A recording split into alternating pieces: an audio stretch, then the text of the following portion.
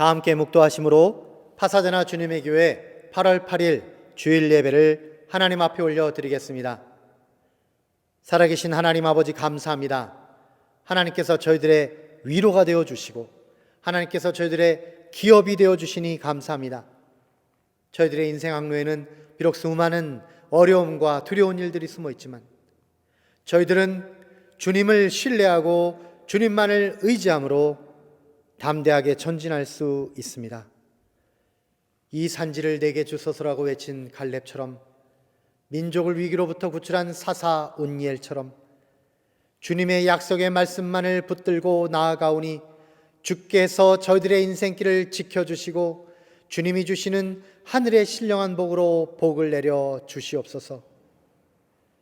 이 시간 주 앞에 찬송과 경배를 올리오며 간절함과 사모함으로 기도를 올리오니 주께서 홀로 영광을 받아 주시옵소서.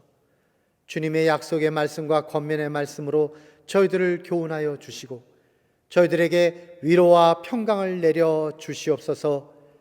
이 시간 온전히 하나님께 올려드리는 아름답고 거룩한 예배가 되게 하시기를 원하오며 예수님의 이름으로 기도드립니다.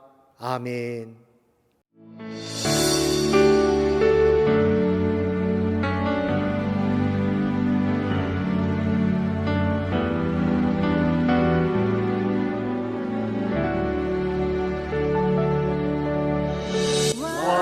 완전하신 나의 주, 그의 길로 나 인도하소서. 행하신 모든 일 주님의 영광 다 경배합니다.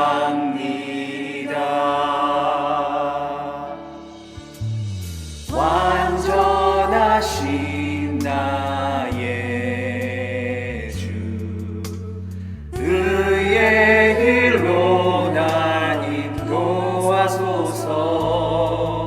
행하신 모든 일 주님의 영광 다 경배합니다. 예배합니다. 찬양합니다. 주님만 날 다스리소서. 예배합니다. 찬양합니다. 주님 홀로 높임 받으소서.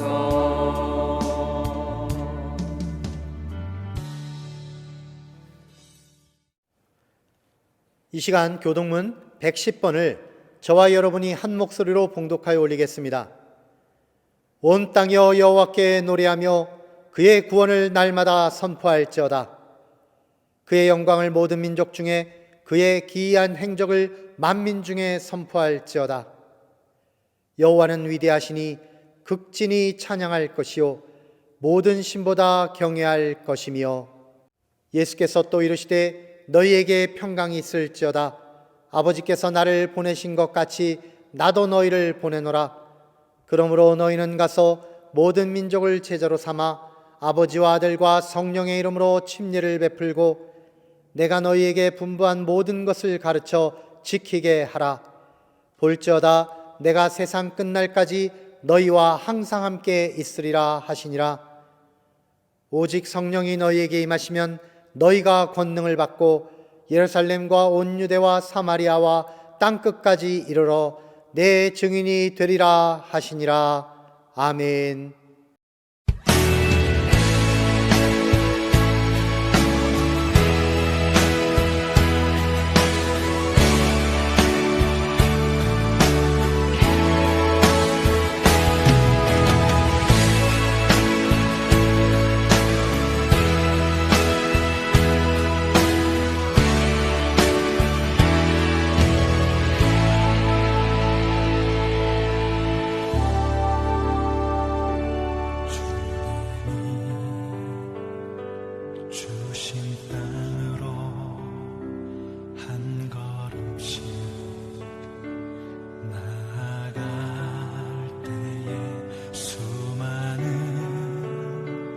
적들과 견고한 성이 나를 두렵게 하지만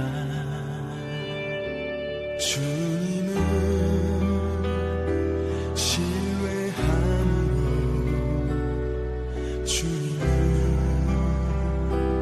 의지함으로 주님이 주시는 담대함으로 큰 소리 외치며 나아가네. 이 산지를 내게 주소서.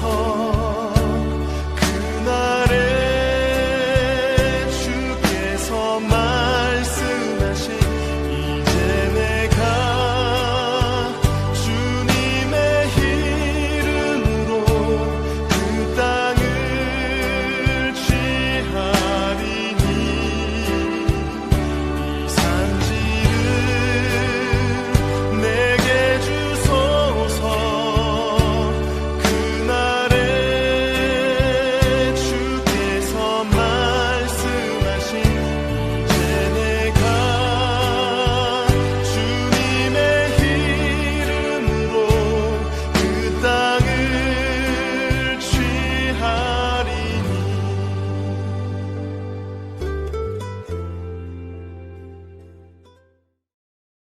은혜의 하나님 아버지, 저희가 각자의 자리에서 하나님께 영광과 찬송을 드립니다.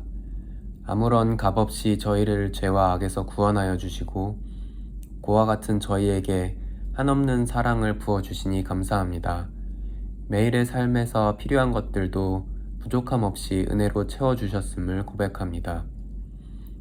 이 땅에서 고통과 고난이 있을 때에도 즐거워하며 찬송할 수 있는 것은 이제 저희의 발 붙일 곳이 하나님의 나라이기 때문입니다. 무거운 삶에서도 하나님과 함께 걸으며 저희가 가진 죄의 습성을 조금씩 완전히 벗어버릴 수 있도록 인도하여 주옵소서. 한 가지 바라는 것은 모든 성도가 함께 모여 예배하는 것입니다. 성령님의 충만함이 함께 모인 모든 이에게, 특히 믿음이 자라는 성도와 아이들에게 임하기를 원합니다. 저희의 모임이 다시금 복음이 전파되는 통로가 되기를 원합니다. 9월 5일부터 시작될 예배가 잘 준비되고 다시는 그치는 일이 없도록 도와주옵소서.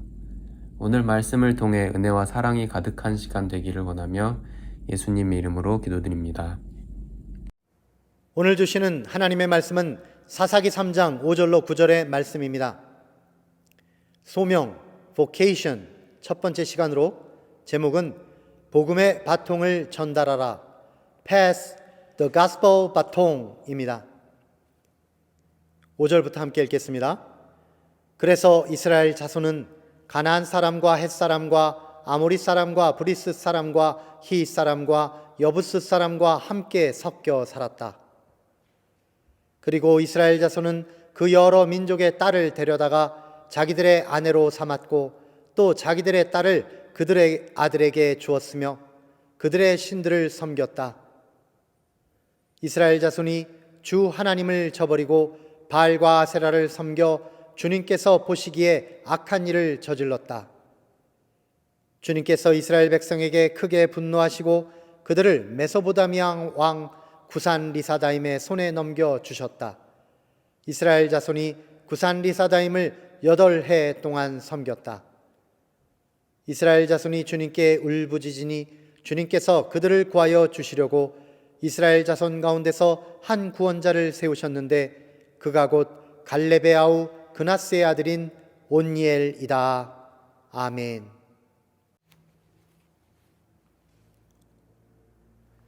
할렐루야. 사랑하는 성도 여러분, 반갑습니다. 오늘도 주님이 주시는 귀한 말씀 통해서 저와 여러분의 심령 가운데 하나님의 은혜가 가득하시기를 주님의 이름으로 축원드립니다. 오늘부터는 우리가 사사기의 말씀을 보게 되는데요, 이 사사기 주제 전체를 소명, vocation이라고 하는 주제로서 말씀을 보도록 하겠습니다. 오늘은 첫 번째 시간으로 본문 말씀은 사사기 3장 5절에서 9절 말씀입니다. 제목은 복음의 바통을 전달하라, Pass The Gospel Baton이라고 하는 제목으로서 말씀을 보겠습니다. 요즘은 올림픽 기간입니다마는 올림픽에 대한 열기는 잘 나타나지 않습니다. 팬데믹으로 인해서 2020 도쿄올림픽이 올해로 연기되었기 때문이겠죠. 뿐만 아니라 아직도 델타 변이 바이러스가 전 세계를 휩쓸고 있기 때문입니다. 여러분이 TV 화면으로 보시면 지금 올림픽 스테디움에 관객이 없는 상태에서 경기를 치르고 있다라는 것을 알 수 있을 것입니다. 저는 채널4 MBC 방송을 틀었다가 거기서 올림픽 경기의 꽃 중에 하나라고 할 수 있는 400m 남자 계주 경기를 보게 되었습니다. 400m 계주란 릴레이로 경기를 하는 것인데요. 4명의 선수들이 각각 100m씩을 뛰면서 바통을 전달해주는 그런 경기였습니다. 이 경기에는 아주 재미있는 특징이 있습니다. 결국 경기를 완주한다라는 것은 그 각각의 선수들이 하는 것이 아니라 그들의 손에 들고 있는 이 바통이 경기를 완주하게 되는 것입니다. 출발 신호가 울리게 되면 첫 번째 선수는 그 경기의 주인공인 바통을 들고 전력 질주를 하게 되죠. 그리고 저 앞에 있는 100m 앞에 있는 선수에게 바통을 넘겨줍니다. 그런 방식으로 네 번째 선수까지 이어지게 되고 네 번째 선수가 그 바통을 받아서 결승점에 가장 먼저 도달하게 되면 그들 4명의 선수가 함께 올림픽 금메달을 받게 되는 것입니다. 이 경기에서의 관심의 초점은 무엇입니까? 그 4명의 선수들이 이 바통을 어떻게 다루느냐 하는 것에 있습니다. 만일 그들이 바통을 잘못 전달하거나 혹은 떨어뜨려 버린다면 승리는 그냥 물 건너가게 되는 것이죠. 그런데요, 올림픽 미국 대표팀에게는 바로 그런 부분에 대한 트라우마가 있었습니다. 국제 경기에서 바통을 제대로 전달하지 못한 적이 너무나 많았기 때문입니다. 그래서 이번 올림픽에서도 미국 팀이 과연 어떻게 경기할 것인가 하는 것이 가장 큰 관심사였던 것이죠. 하지만 제가 시청하면서 보니까 이번에도 미국 팀은 낭패를 보게 되었습니다. 2번 주자 컬리가 3번 베이커에게 바통을 넘길 때 호흡이 잘 맞지 않아서 주춤주춤 했던 것입니다. 그것 때문에 베이커 선수는 빠르게 달려나갈 수 없었고 결국 미국 팀은요, 예선 경기에서조차 6위로 밀려나면서 결선조차도 나아가지 못하게 된 것입니다. 원래 미국 팀은 올림픽 금메달까지도 기대하고 있었죠. 그런데 결국 바통 터치 과정에서 실수를 범함으로 실패의 쓴잔을 맛보게 된 것입니다. 실로 계주 경기에서는 바통을 제대로 전달하는 것, 이것이 얼마나 큰 관건인지 모르는 것이죠. 이와 같이 바통을 잘 전달해야만 마침내 승리할 수 있는 종목은 올림픽의 계주 경기만 있는 것이 아닙니다. 우리의 실제 삶에도 그런 경기가 실제로 존재합니다.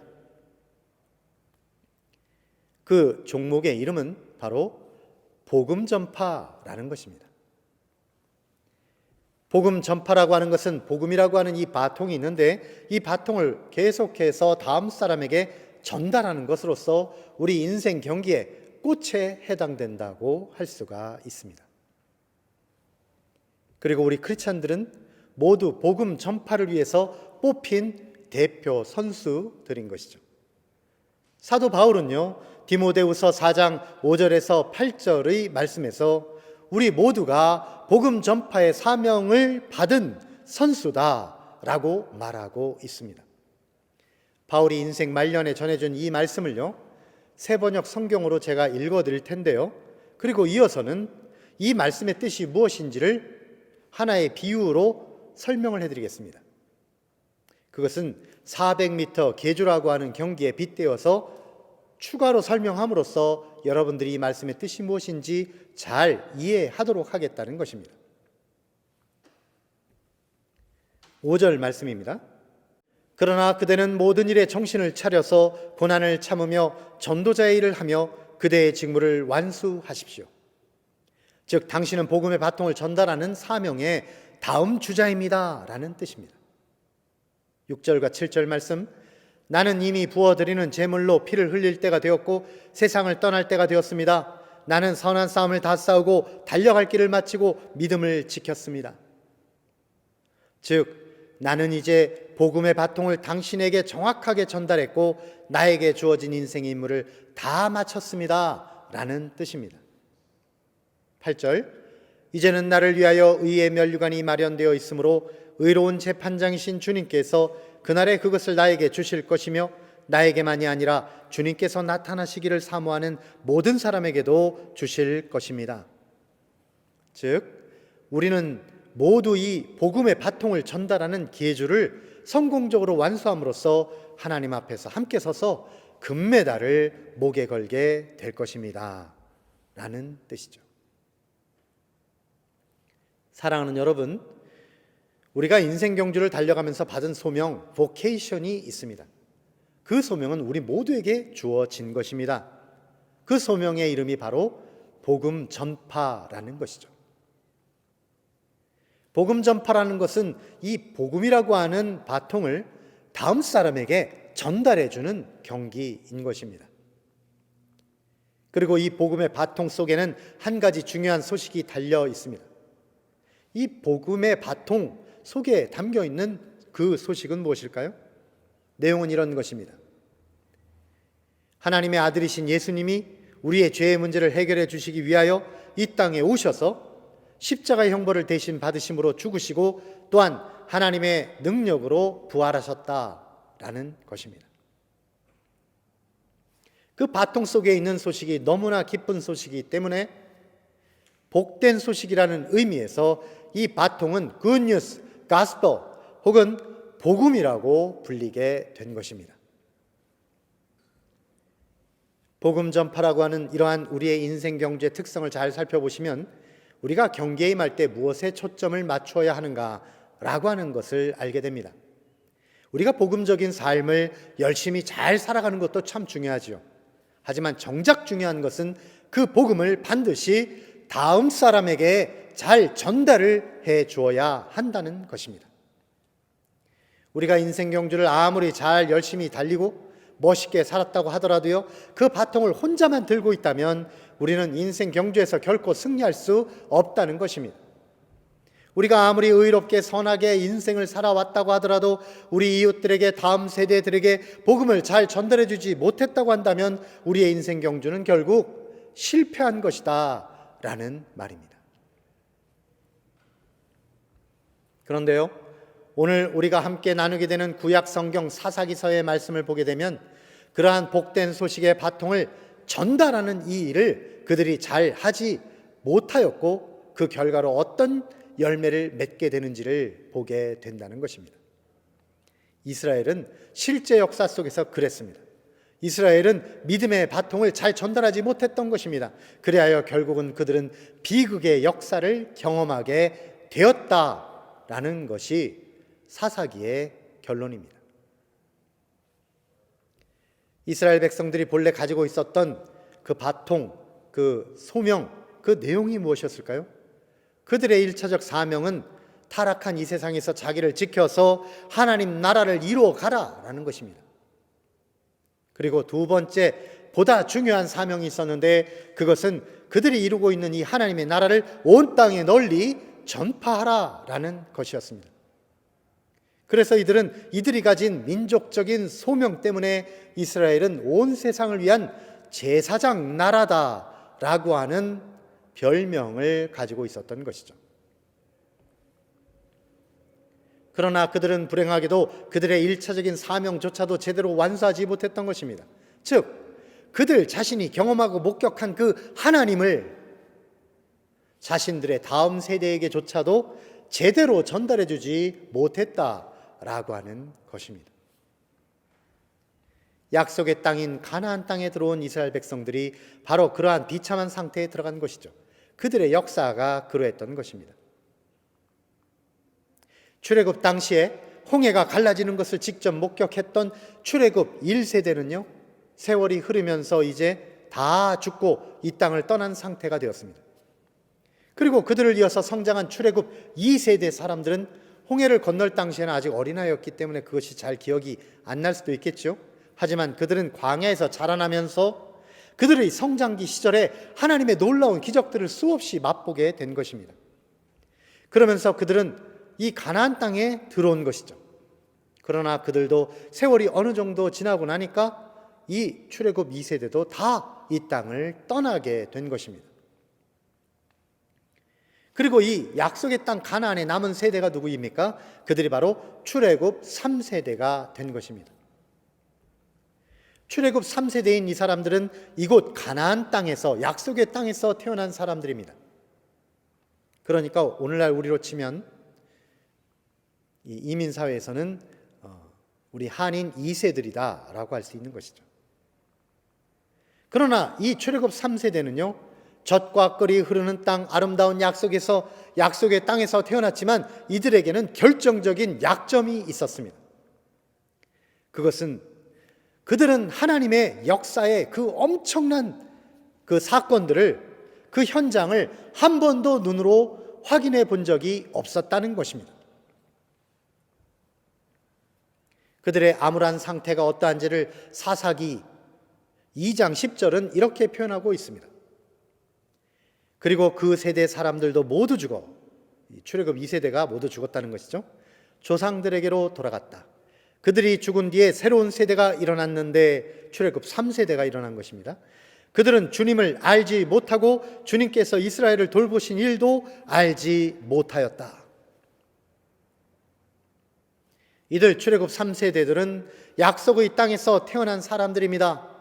그들은 먹을 것과 입을 것과 거할 곳이 다 마련되어 있는 그야말로 풍요로운 삶을 사는 사람들이었죠. 하지만 그들은 주님을 알지도 못하고 주님께서 이스라엘을 돌보신 일들도 알지 못하였던 것입니다. 오히려 그들은 어떻게 살았는지 아십니까? 그들의 문화, 그들의 생활 방식이 어땠는지 아십니까?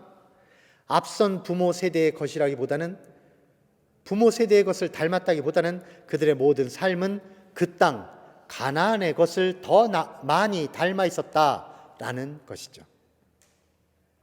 그들은 하나님의 말씀보다는 그저 자기 생각에 옳다고 여기는, 자기 느낌에 좋다고 여기는 대로만 살아왔습니다.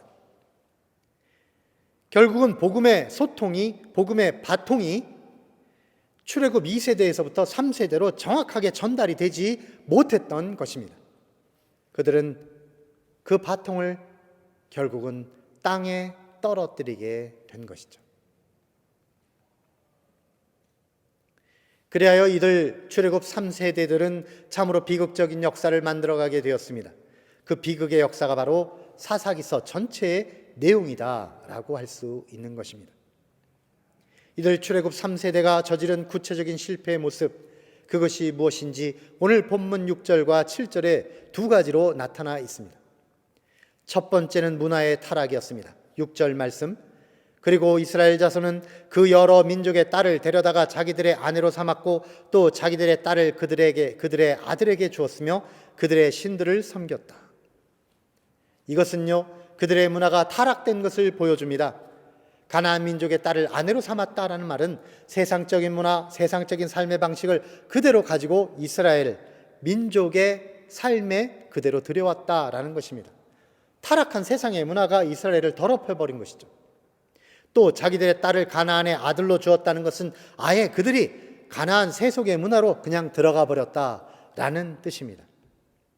이제 이스라엘 민족의 다음 세대는 하나님을 섬기기보다는 그냥 이방의 문화에 젖어서 살게 되었다는 것이죠. 두 번째, 그들의 실패는 우상 숭배였습니다. 7절 말씀, 이스라엘 자손이 주 하나님을 저버리고 바알과 아세라를 섬겨 주님께서 보시기에 악한 일을 저질렀다.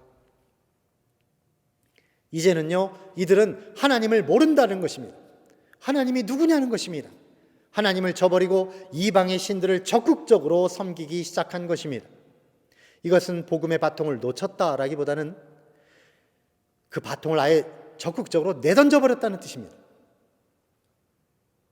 그리고 다른 팀에, 그러니까 우상을 섬기는 사람들의 그 바통을 달라고 해서 그걸 들고 열심히 뛰고 있는 것입니다. 참으로 웃기고도 슬픈 일이죠. 우픈 일이라고 할 수가 있습니다. 이들 출애굽 3세대가 보여준 비극적인 역사를 보면 오늘날 우리가 똑같은 경험을 하고 있는 것은 아닌가라고 하는 걱정이 되고 있습니다. 마치 오늘날 이민사회에 와서 이 신앙생활을 하는 우리들의 모습과 비슷한 건 아닌가라는 고민이 드는 것이죠. 우리는 하나님을 믿고 하나님의 인도를 받아서 여기까지 왔습니다. 하지만 우리의 자녀들은 어떻습니까?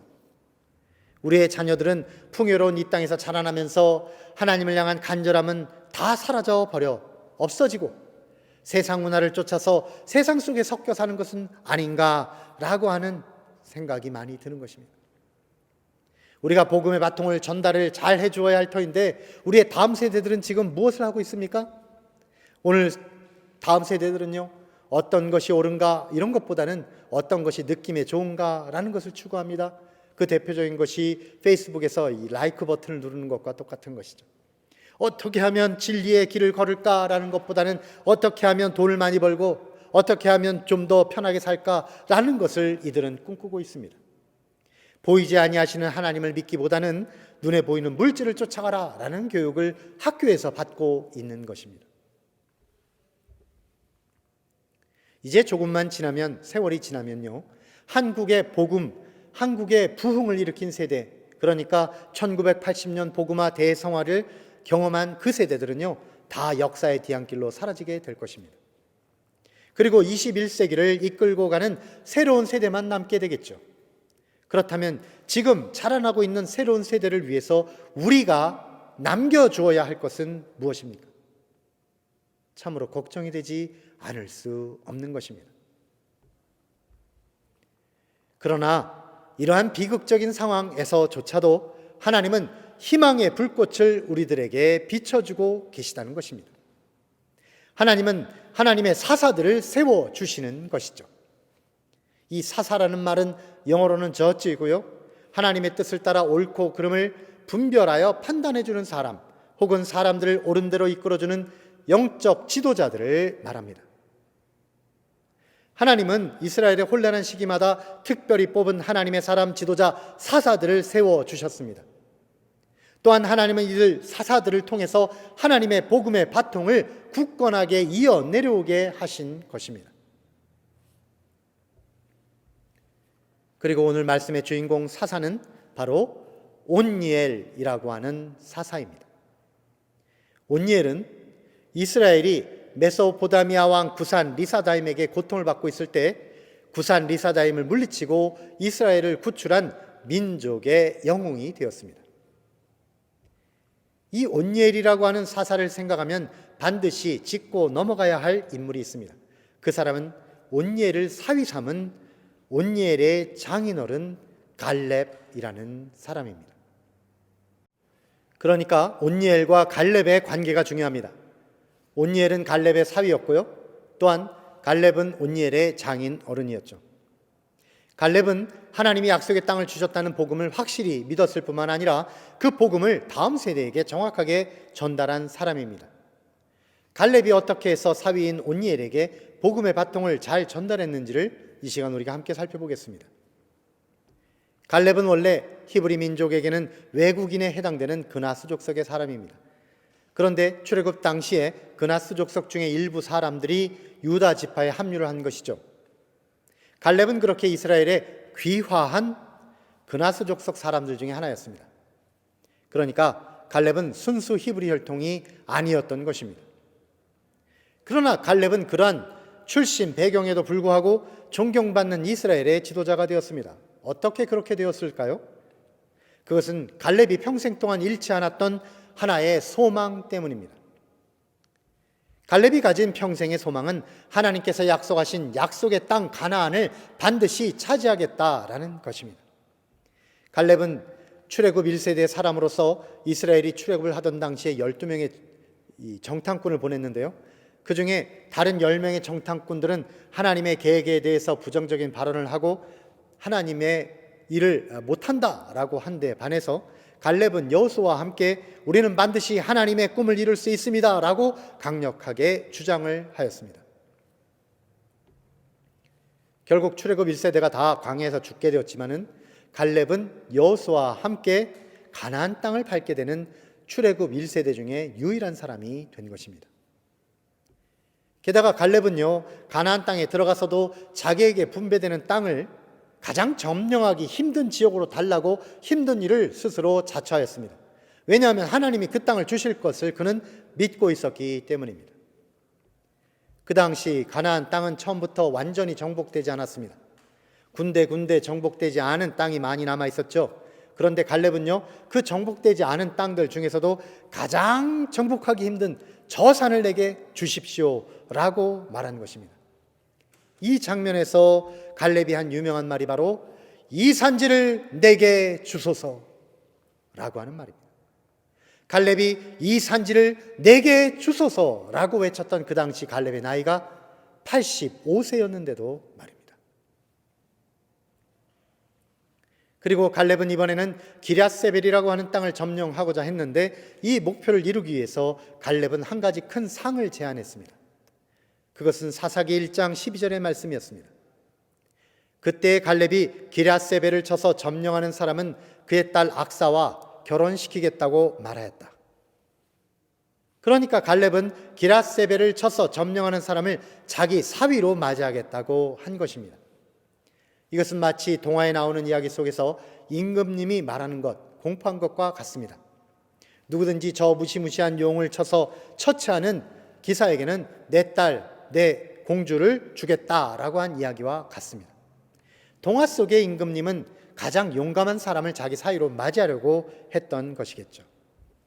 그것처럼 갈렙은 자신과 같이 하나님의 약속을 믿는 사람, 즉 자신의 이 복음의 바통을 이어받을 만한 사람을 자기 사위로 맞이하고자 했던 것입니다. 그리고 사위도 그 일에 적합하게 그 땅을 마침내 성취함으로 말미암아서 그 바통을 이어받게 된 것이죠. 온니엘은 장인 어른이 가지고 있던 그 하나님 약속에 대한 열정을 그대로 이어받은 사람이 된 것입니다. 그리하여 마침내 사사기 3장 9절에서 온니엘이 이룬 업적이 이와 같습니다. 이스라엘 자손이 주님께 울부짖으니 주님께서 그들을 구하여 주시려고 이스라엘 자손 가운데서 한 구원자를 세우셨는데 그가 곧 갈렙의 아우 그나스의 아들인 온니엘이다. 아멘. 온니엘은 장인어른 갈렙이 외친 이 산지를 내게 주소서라고 하는 이 믿음의 바통을 물려받았고 그 믿음을 따라 용기를 가지고 나가서 싸워서 이스라엘 민족의 구원자, 최고의 지도자가 되었던 것입니다. 우리들의 삶도 마찬가지이죠. 우리는 갈렙이 되어서 이 산지를 내게 주소서 하면서 인생 경주를 달려야 하는 것입니다. 또한 우리의 다음 세대인 온니엘과 같은 믿음의 용사를 키워서 그들에게 믿음의 바통을 전달해 주어야 하는 것이죠. 그렇다면 우리가 이 산지를 내게 주소서 하면서 전진해 나아가야 할 그 방향은 무엇입니까? 우리의 약속의 땅은 어디입니까? 그 약속의 땅은요, 어떤 비싼 부동산을 말하는 것이 아닙니다. 그 약속의 땅은 곧 하나님의 나라요, 하나님 나라의 영향력이라고 할 수가 있는 것입니다. 다시 말하면 우리가 이 산지를 내게 주소서라고 하는 이 외침은요, 곧 영혼 구령의 열정을 담은 외침이 되어야 한다는 것입니다. 우리가 수고하고 애를 써서 복음의 삶을 살아야 할 뿐만 아니라 또 다음 세대에게 복음의 바통을 반드시 전해 주어야 한다는 것입니다. 우리가 평생 결코 놓지 말고 뛰어야 하는 인생 경주는요, 많은 사람들이 복음을 듣고 천국 백성이 되게 함으로써 결국은 하나님의 나라를 확장해 나가는 것입니다. 그러므로 저나 여러분이나 모두 이 시간 도전을 드리고 싶습니다. 우리가 하나님 앞에서 이 산지를 내게 주소서라고 외쳐야 할 그곳이 어디인가, 그가 누구인가 라는 것을 기억하라는 것입니다. 갈렙이 그토록 외친 것처럼 우리가 복음의 바통을 이어받은 온니엘이 승리한 것처럼 우리들이 하나님의 백성이 되도록 우리가 불러드려야 할 그 사람이 누구인지를 항상 생각하며 살아야 한다는 것입니다. 오늘의 메시지를 통해 저와 여러분이 결단해야 할 사항, 도전받아야 할 사항은 이런 것입니다. 우리가 때를 얻든지 못 얻든지 복음을 전합시다. 복음에 살고 복음에 죽읍시다. 예수님께서는 마가복음 16장 15절에서 이렇게 말씀하셨습니다. 너희는 온 세상에 나가서 만민에게 복음을 전파하여라. 아멘. 제가 지난주 어느 저녁에 아내와 대화를 나누는 중에 아내가 문득 이런 말을 하더군요.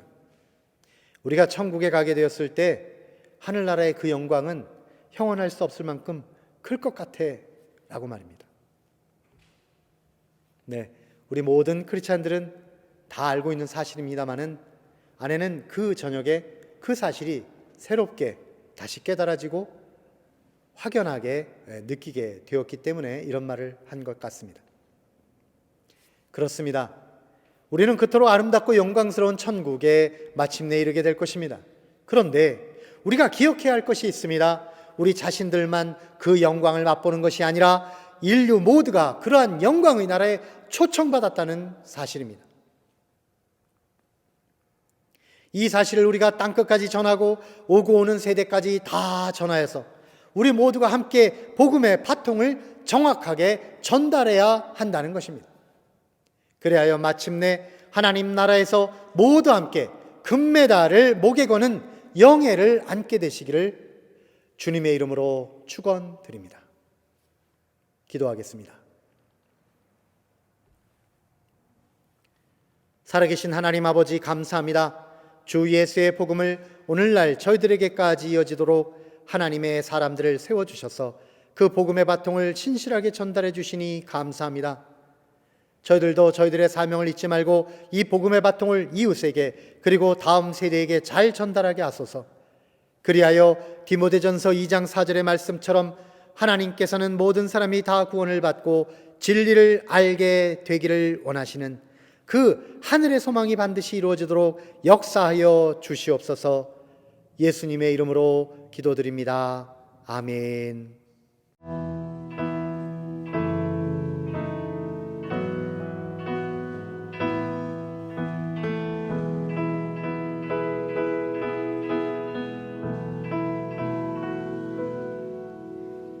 내 마음에 주를 향한 사랑이 나의 말엔 주가 주신 진리로 나의 눈에 주의 눈물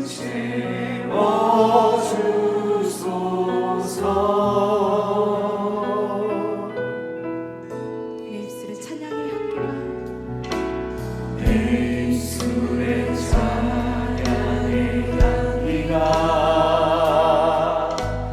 두 손에 든 주를 닮은 손길이 나의 삶의 주의 흔적 남게 하소서.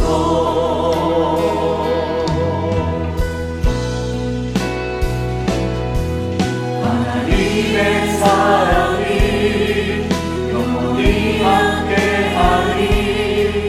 십자가의 길을 걷는 자에게 순교자의 삶을 사는 이에게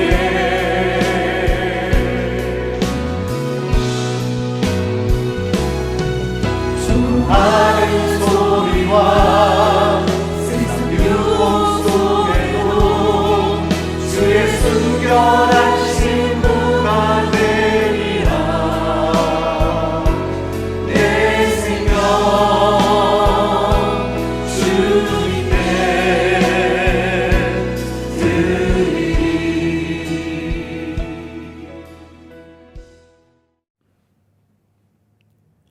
이제는 축도로서 모든 예배를 마치겠습니다. 이제는 우리 주 예수 그리스도의 은혜와 하나님 아버지의 사랑하심과 성령님의 내주 역사 동행하심이 참으로 복음대로 살고 또한 이 복음의 바통을 다음 사람에게 반드시 전하기를 소망하는 사랑하는 주님의 교회 모든 성도들 머리 위에 이제로부터 영원토록 함께 없시기를 살아계신 예수님의 이름으로 간절히 축원하옵나이다. 아멘.